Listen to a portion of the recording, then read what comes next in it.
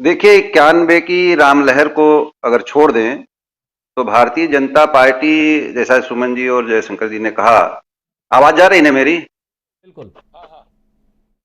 हाँ, तो वो अगड़ों की पार्टी रही है। लेकिन जब 2012 में अखिलेश जी आए सरकार में, तो उन्होंने जो मुलायम की रणनीति हुआ करती थी, मुलायम सिंह जब तक पार्टी चलाए, तो उन्होंने अति पिछड़ों को वरीयता दी। प्रजापति हुए, लोहार हुए, कुम्हार हुए, सैनी हुए, इन जातियों के लोगों को एमएलसी बना करके अपने साथ जोड़ा। इस चीज को बहुत ही खूबसूरती से मोदी एंड कंपनी ने, संघ ने पहचाना और उसने उन पर काम करना शुरू किया। 2014 की जीत और 17-19 के पीछे जो जीत थी, वो अति पिछड़ों की ही उनके साथ गए, इसलिए उनकी जीत थी। फॉरवर्ड के कारण नहीं, फॉरवर्ड तो उनका वोट था। अखिलेश जी 12 में आए तो सत्ता के मद में उनको ये सुझाई नहीं पड़ा कि हमको सपोर्ट कहां से मिला, हमको वोट कहां से मिला, और वो एक बंधन में बंट गए। यादवों की एक ठप्पा लग गया उनके ऊपर कि यादव और मुसलमान इनके साथ हैं, और जातियां उनके साथ छिटक करके वो चली गई भाजपा। लेकिन जब 17 का चुनाव अखिलेश हारे और 19 में केंद्र में भाजपा की फिर आई सरकार, तो इनके रणनीतिकारों ने उस पर काम करना शुरू किया, पिछड़ी जातियों को जोड़ने का। ये 19 से काम चल रहा है। मौर्य को, स्वामी प्रसाद मौर्य को, सैनी को, जो भाजपा में भगदड़ मची है, ये कोई एकाएक नहीं हुआ है, या टिकट ना मिलने के कारण, जैसा कि भाजपा की आईटी सेल प्रचारित करती, टिकट नहीं मिला इसलिए चले गए, ऐसा नहीं है। ये अखिलेश की उस रणनीति जो मुलायम सिंह की थी, उसको अपनाया उन्होंने और उस तरफ से काम किया। तो ये लगा कि अब जो है पिछड़ी जातियों को जोड़ लेंगे तो हम सरकार में आ जाएंगे। उसी पिछड़ी जातियों को जोड़ने का नतीजा है कि आज पूरे प्रदेश में जो है वो बयार दूसरी बह रही है। मैं आपको बता दूं, अयोध्या में आज पिछले एक हफ्ते में, आज से लेके 3 बड़ी घटनाएं हुई।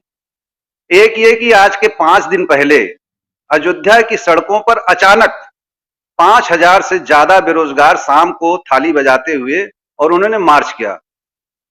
दूसरी घटना कि आज खिचड़ी के दिन यहाँ पे एक सूरजकुंड स्थान है, जहां पर करीब 3 से 4 हजार ब्राह्मण जुटे, वो चाणक्य परिषद के बैनर के तले, और उन लोगों ने सौगंध उठाई कि हमारा जहां प्रत्याशी होगा हम अपनी जात को वोट करेंगे।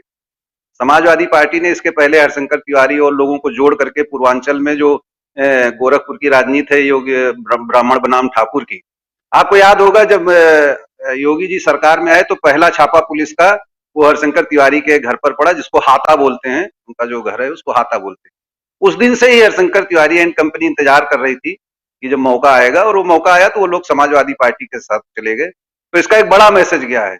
और आज जो अयोध्या में ये चाणक्य परिषद की बैठक में ब्राह्मणों ने निर्णय लिया कि हम अपने प्रत्याशी को दे दें। मैं आपको बता दूं, अयोध्या विधानसभा क्षेत्र से समाजवादी पार्टी के उम्मीदवार हैं तेज नारायण पांडे, वो भी वहां मौजूद थे, और भाजपा के तमाम पदाधिकारी और कार्यकर्ता भी उसमें थे, और सब लोगों ने जात को वोट देने की बात कही।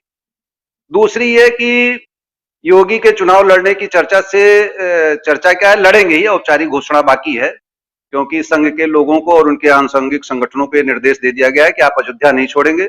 और विभिन्न तरीके से मुख्यमंत्री के वो एसडी आए थे जिस दिन शाह की गडकरी की रैली हुई थी, उसी दिन उनके कोई एसडी आए थे, और यहाँ के अयोध्या विधानसभा क्षेत्र के बूथ के अध्यक्षों को, कुछ चुनिंदा अध्यक्षों को उन्होंने विभिन्न तरीकों से सम्मानित किया, कुछ गिफ्ट दिया, उपहार दिया।